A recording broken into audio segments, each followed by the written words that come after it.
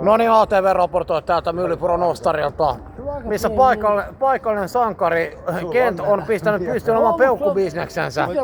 Kent, voisiko kertoa tästä peukkubisneksestäsi?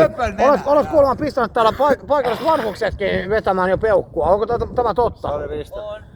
Pääsinkö mä näkemään kenties todellisuudesta, miten tämä tapahtuu? Kuinka helppoa nykyään houkuttaa ihmiset vetämään peukkua? No niin, Seuraavaksi Kent houkuttaa Teron vetämään peukkua.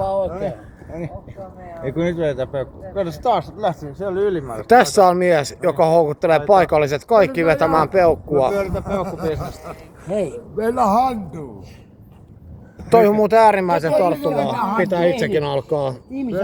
Tosin toinen käteni pitää kameraa, joten en voi pyörittää. Katsokaa, kun Terokin on jo täysin koukussa. Se pyörii ihan kumpaan suuntaan, ei kuinka paljon vaan.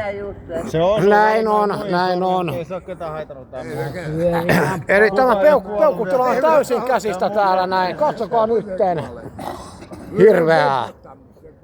Peukuttakaa, tilatkaa.